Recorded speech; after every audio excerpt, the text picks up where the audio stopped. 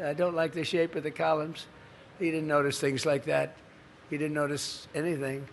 But we're putting a lot of love back into the White House. This will happen every 200 years or so. You'll get somebody that will bring it back. But if you look at that wall right there, that beautiful wall of the building itself, that's been redone and it's been done beautifully. And the best thing and the biggest thing that we're doing is we're building a ballroom and a tremendous military center. That was supposed to be top secret, but it's no longer top secret because no matter what you do, you get sued. They sue because they think the ballroom's too big, the ballroom's too small. I don't like the color of the ceiling. We don't like, you get sued. In this world we're living, especially if your name is Trump, you get sued.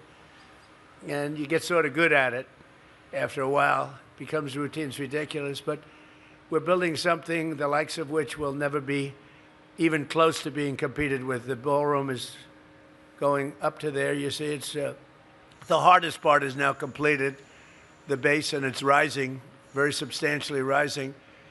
And when it's done, the most you can seat is about 93 people in the White House. It was always a problem.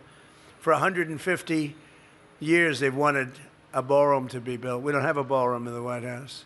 We have a room that's a little bit large, but it's not a ballroom. It's a very small room. We had King Charles here. Everybody wanted to be here. We couldn't hold anybody. But soon you'll be able to. I think it's going to be one of the most beautiful structures in Washington when it's completed. And I've done many ballrooms, and this will be, there won't be anything to compete with this anywhere in the country. And that's what it should have. And it'll use it exclusively only for the White House. But it's really what it should have. When you have heads of state, it's also able to hold the inauguration. We had, the inauguration was so cold that when you have January 20th, it's so cold, the weather, that generally, the first time we got by with it, it was good. It was, like 34 degrees. But the last time it was below zero. And you weren't able, so we used the Capitol. And it's a very small space. It's not safe. It's not, they didn't have drones in mind when they built it. They didn't have other things in mind either. But we were able to get 921 people in. And this will hold many times that numbers of people without the tables as seats. And bulletproof, drone-proof, missile-proof in many cases, and beautiful at the same time. And a big military component, including on the roof, a drone port. Can you believe we have a drone port? And it's like no other. So we're doing a great service. It's great national security. We also take care of a need. Every president said, this is crazy. I'm sure that many of you, along with me, attended. We would have a presidential ceremony of some kind, or heads of state would come in. For instance, President Xi is coming here toward the end of September, the 24th, I believe. And what we need is a big ballroom. We could hold thousands of people to see him. Everyone wants to see him. Same thing with King Charles. Same thing with a lot of the leaders of countries. And now we're going to have a place the likes of which no country has. I was in the Great Hall of China recently, 4 weeks ago when I was in China. They have a very large ballroom, beautiful ballroom. We don't have that, but we're going to have one that tops everything. It won't even be close. The beauty of it and the size will be great. So it's exciting, and that'll be done. Actually, I will get to use it for, people say, he's building it for himself. I'll be using it I'll be lucky if I get 6 months, because it'll be done toward the middle of 28. So I'm really building it for other presidents, but it'll give them great safety. Glass windows that are this thick that can withstand any form of shot, rifle, drone, anyone, nothing gets through. Steel walls, steel ceiling, extra strength. I mean, it's really an amazing thing. And yet, all of that security made it more beautiful because you have very thick walls, very powerful walls, very beautiful. We've actually taken security and made it a beautiful thing. It looks like it was built from 700 years ago. Like when I went to England, we went to Windsor Castle. It's the longest building I've ever seen. I said to Charles, It was built around like 900. You know, it was a long time. But I said to Charles, who built this? This place is incredible. William the Conqueror. I said, oh, William the Conqueror. Was he a nice man? Charles said, no, no, he was extremely strong and very tough. I said, I figure with the name William the Conqueror, I would think, what do you think? I think he'd be tough, Michael. What do you think? I said, we have to come up with a good name for you, Charles. Maybe Charles the Conqueror. No, no, no, please. But William the Conqueror built a great building. But we are building one that's going to top them all, and it's going to be beautiful. It's gotten great architectural reviews. And more importantly, it got great military. We're doing it in conjunction with the military and the generals. And these are smart, brilliant generals that know exactly what they're doing, what they want. I'm giving them everything they want. And it's really a national security must. But I want to welcome you to the Rose Garden, and today's a historic day as we begin America's 250th year. We're launching what's called the Trump accounts. You've been hearing about it. And this was something that was made possible because of the great, big, beautiful bill. Otherwise, you couldn't do it. We got it approved. Ted Cruz is here, and he helped us a lot. And I want to thank you, Ted, and to ensure that every American child is born with a head start and a fair shot at the American dream, because by the time they're 18, they could have a lot of money.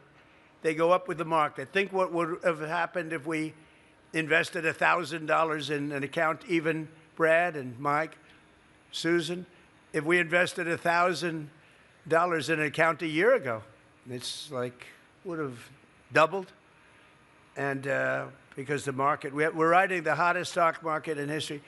81 days, I've been here 1.5 years. Think of it, 81 days we hit record highs, including today. A lot of you Wall Street guys, I see Larry, and I see some of the biggest guys in Wall Street, David, Goldman Sachs, Blackstone, BlackRock, they're all here.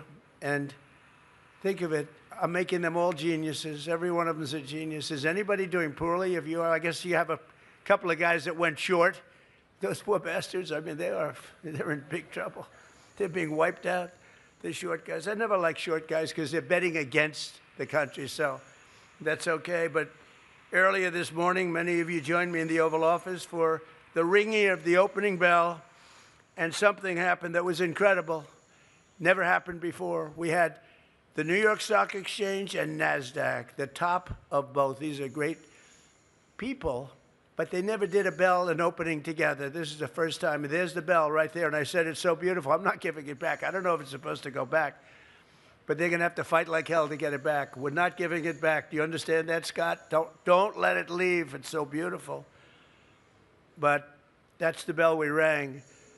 And that's where the New York Stock Exchange and NASDAQ came together, the leadership, brilliant people. And the first time ever, we did it together. It was an opening where we did it together. That's in honor of the Trump accounts, because we're going to make young children born with no money in many cases rich. I think they're going to be rich. But I want to thank Secretary of the Treasury Scott Bessent, Chairman of the SEC. These are really tremendous people. Paul Atkins. Scott, stand up. And Paul, please stand up. Thank you very much. Director of the National Economic Council, Kevin Hassett, who's so great. Everybody loves him. Stand up, Kevin. Thank you, Kevin. Governors Sarah Huckabee Sanders, who worked here very diligently and brilliantly as my press secretary. She did a great job. Thank you very much, Sarah, wherever you may be. Thank you.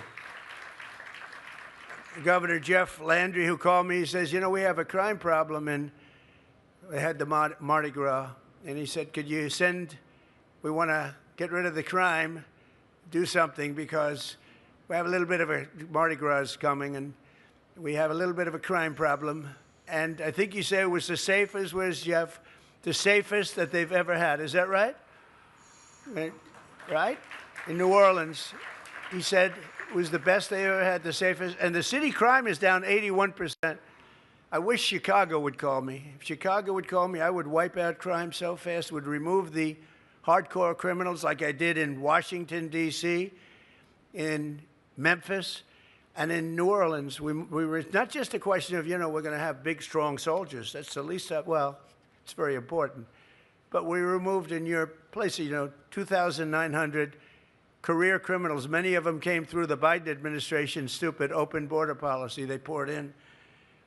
And I just want to give a little extra thing. Thanks a lot, Jeff. You're doing a fantastic job. And I'm glad you called, but he called me up 2 days ago, and he said, we just had the lowest crime numbers we've had in 50 years, 5-0.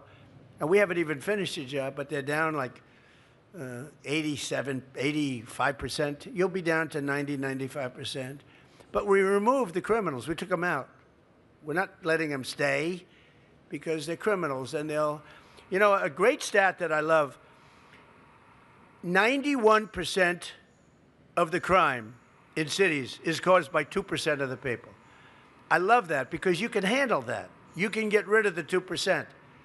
If it was caused by 91%, you got a problem.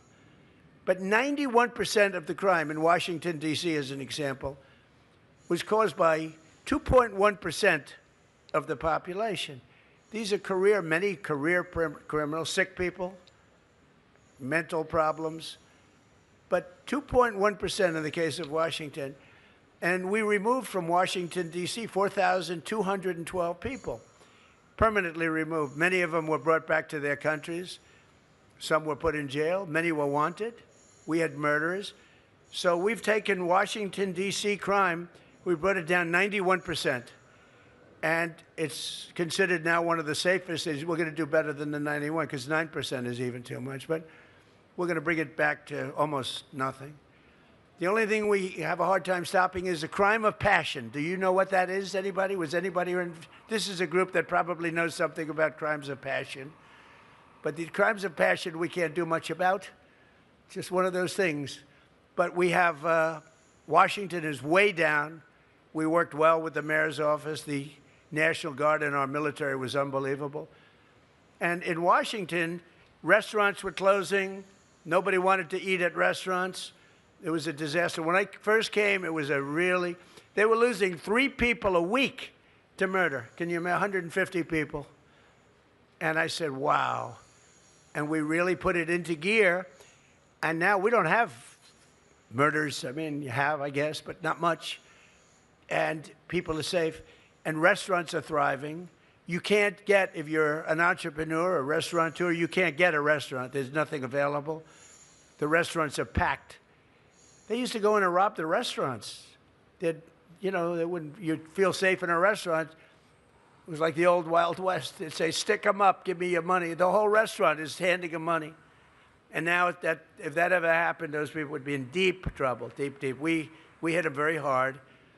And we have tremendous military people involved, and they do the trick.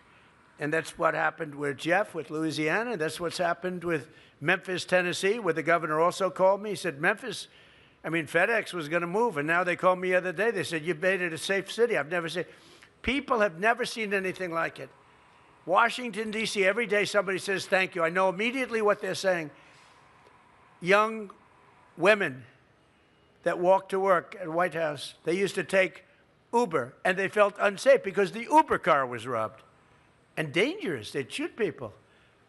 That doesn't happen anymore. The girls are working to work, and the young guys are walking to work, and the older guys, if they can walk, they walk. Half of them can't walk because they made too much money. A lot of these guys here, they can't walk, but they're rich as hell. But it's such a tribute, and I just wish that I'd get a call from the governor of Illinois, as an example, or the mayor of Chicago. Sir, they've had a horrible 3 weeks, by the way. Many people shot, many people killed, and they just don't want to call. They have to call. All they have to do is say, sir, we need help. I'll straighten it out so fast. San Francisco, I wish they'd call. You have a mayor there who's a Democrat, but he's a good person. He's trying hard, but I told a couple of the very rich people living in San Francisco, they wanted me to give him a chance, and I said, all right, I'll give him a chance, but he can't do the job because he can't remove people like us. We have the law on our side. We can remove murderers. Under the Biden open border policy, 11,888 murders were allowed into our country. They're living in a place near you, but I've gotten rid of most of them. Have been either removed or we put them in jail. We've caught most of them. But they came in through an open border. They came in through prisons, mental institutions, drug dealers. You have no idea the drug dealers that came in under Biden. Open border. Nobody checked. They just walk in. And you could look at some of them. You could say, this is trouble. And they'd walk into our country. We remove them. And I wish Los Angeles, I wish Gavin Newsom would call me. I wish Governor Pritzker would call me. I wish the governor of New York would call me. They have tremendous crime, and all of them. And they would go just like Washington. We have the men. We have unlimited number of great men. You know, one of the many things we got was from the Supreme Court of the United States. You know, we went against merit. Merit had no place in our country. So people were getting into college with bad marks, with bad board scores, not great students. And they'd get into college, and people with straight A's, with the highest boards, everything else, couldn't get into colleges, certain colleges, the top colleges. And we won based on merit. We now have a country. Frankly, I give a lot of credit to the Supreme Court on that one, because that was a tough one for them. But we won. We now have a country based on merit. That goes for colleges. You get the best. If you have the highest marks and the best boards and all the things that you need, you don't get on based on race, color, creed, thought, look, height. You get on by merit. And you get into colleges by merit. And you get into the military by merit. So we had a military where we could not sign anybody. Before the election, November 5th, you could not get anybody. They couldn't get them. We couldn't recruit people. Now recruitment has gone to an all-time high. We've never had anything like it.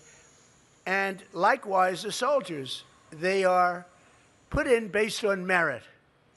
Like, we'd like to have strong soldiers. I want my soldiers to be strong physically, and we have strong soldiers. And when the bad guys see our soldiers out on the streets of Washington, and you saw that, Jeff, you were saying, you said, I never saw so many big, strong, good-looking people. And it's all based on merit. So our military's got merit-based. Everything we do is merit-based. And we're not forced to take people that cannot do the job. And I tell you what, that was not an easy decision to make, as you can understand. But that's the way our country grew. We grew based on merit. We didn't grow based on, you know, you got to have XXX and X. So I want to thank all of these people that have been so good. And I want to thank Jeff Landry, because you have been you've been a great governor. Thank you, Jeff. I was very honored to have endorsed you. And you avoided primaries, you avoided runoffs, you avoided everything, and you deserve it. Rob Bresnahan is here. Congressman who's been fantastic. Rob, wherever you may be. Thank you, Rob. Thank you very much, Rob. Young, handsome guy. He could be up here someday. Who the hell knows, right, Rob? He's got the look. Along with the CEO of Intercontinental Exchange, Jeffrey Sprecher, my friend, Jeff. That means the New York Stock Exchange. That's another word for New York Stock Exchange and various other. I said, so you own the New York Stock Exchange? He said, yeah. I said, what else? He said he owns numerous exchanges, and I was very proud to see them together today with NASDAQ.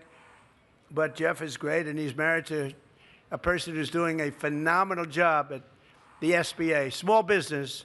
Nikki Minaj, who's so incredible. They call it small business, Nikki, but when you add it up, it's bigger than any bank probably in the world, right? I don't know. Larry, it's right up there. Small. It's not small business. But she's done fantastically, and I appreciate it. The president, Lynn Martin, NASDAQ, and chair and CEO, Adina is here. So you have Lynn and you have Adina, and they fight each other a little bit. I don't know. Do you fight? Where are you? Do you fight? Not too much, right?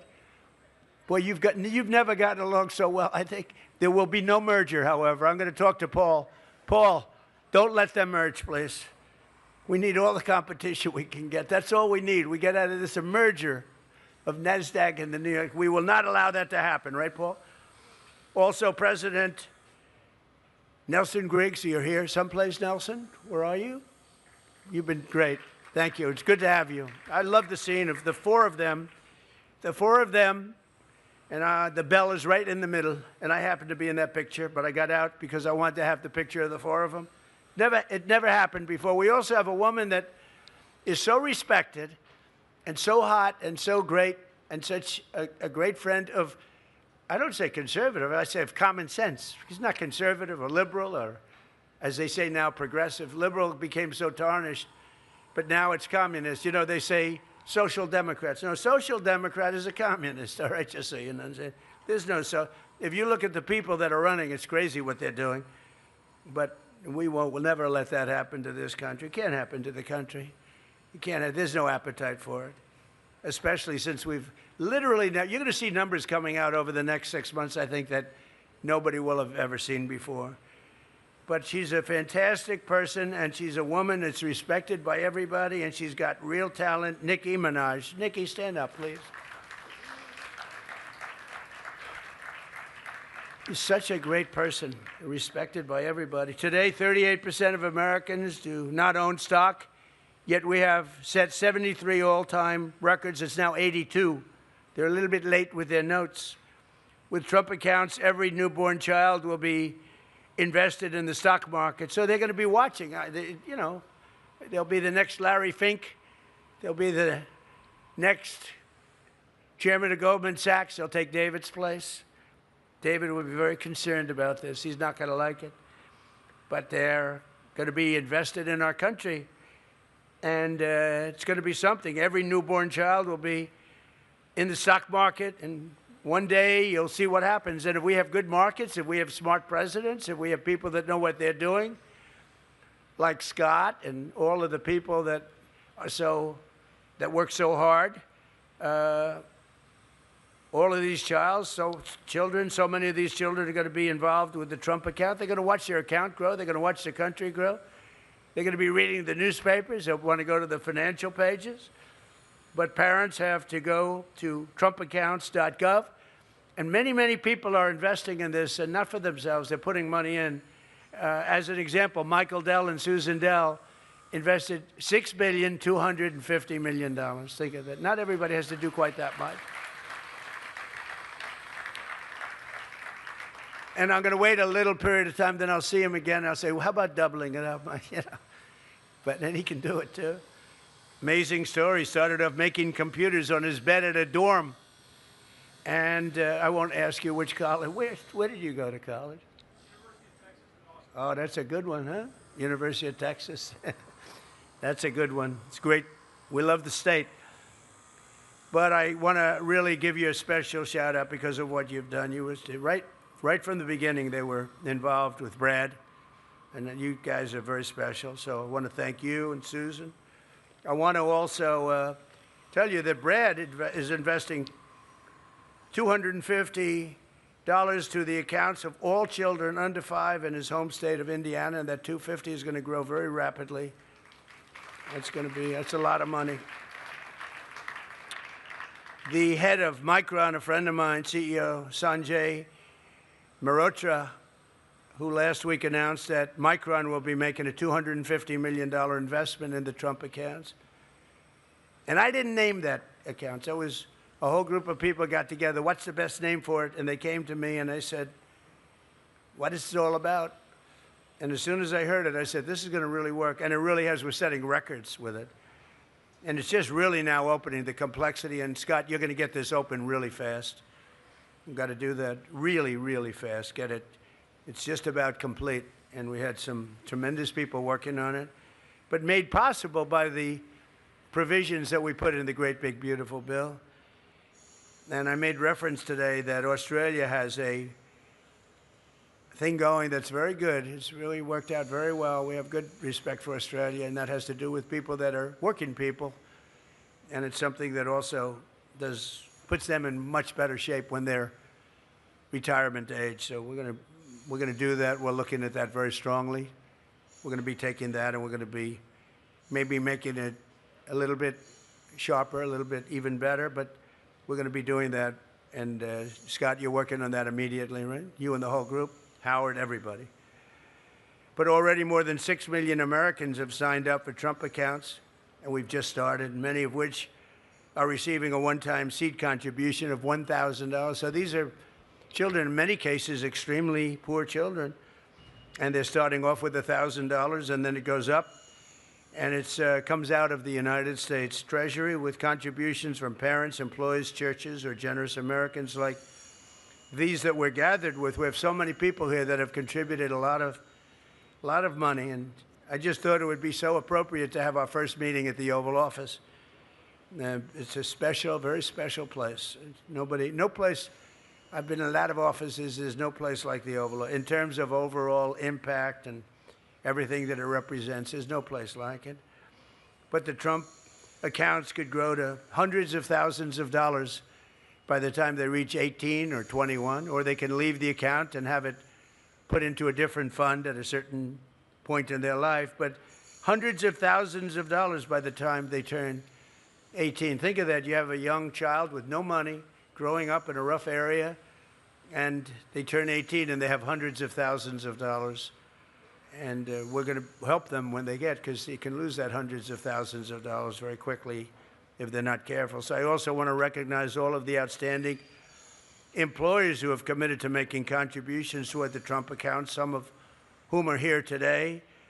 And in some cases, they're adding them to the employee benefit packages, including Uber, Wells Fargo, Goldman Sachs, Visa, Robinhood, MasterCard, Intel, IBM, AMD, Rusk Industries, and Steak and Shake, and many others are here, but too many to name, but it's really caught on.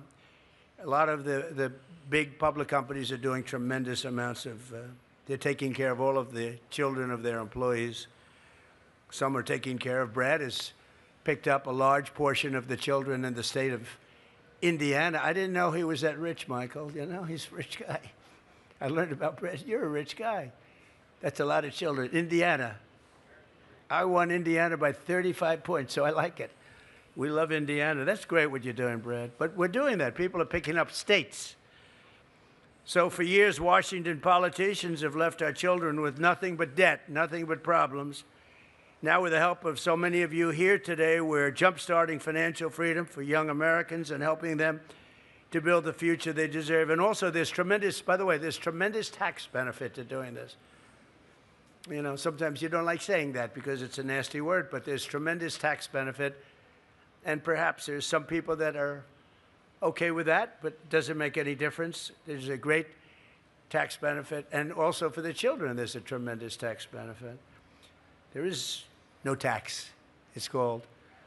I don't know if we can complain. Ted, will anybody sue us because we're giving children a form of tax assistance? You think we'll be sued? Yeah, I think so. Somebody will sue. They'll say, you are giving advantage to a young person who just got $1,000. But you never know, but I doubt it. With us today is Kensley Reedwin, a rising sixth grader, very smart and a budding entrepreneur. Perhaps the next Michael Dell. Where is Kensley? Where are you, Kensley? Who's so standing? Oh, look how beautiful. Good luck. Do you think you'll be as rich as Michael Dell? I think yes. You'll be richer than Michael Dell, right? Congratulations, Kensley. Thank you for being here, honey. But Kensley's been investing her earnings into a 401k. By the way, 401ks are up like 49% in the last 7 or 8 months. And everybody likes me that has a 401k because it's the biggest rise, last year and a half, biggest rise in history. So, you know, a lot of people have become rich by having their 401k. And Kensley, thank you very much. I heard you're doing fantastically well investing your money into a 401k, but now she'll be contributing to her very own Trump account, and that's going to even be better. So we're going to watch you all the way up. We're going to watch you go up that ladder, Kensley, okay? We'll be watching. So just in closing, it's so great to have you here. A place that we were never able to use because of the conditions of the soil. And now it's become the hottest place there is probably in the country. every time we have an event at the Rose Garden, everyone just says, yes, we want to go. And you're going to love the food made by the military and the White House staff. And it's an honor to have everybody. But I want to just thank so many minds went into this. Not easy. And Scott's going to work overtime to get the final little touches done so it really kicks in even faster, because we're setting records. The numbers are incredible. But we want to get it finished so everyone can fill out their and finalize their account, Scott, you and the people. But you've done a great job. And again, thank you all very much. Have a good lunch. Should we put on a little music? Yes? This way you don't have to talk to each other. You just have to listen to music. So we're going to put on a little music, the Trump playlist, okay? And we'll have a little fun. Again, thank you all. This is really a very, I think, a historic moment in a sense, but it's going to be really great. Thank you very much, everybody. Thank you.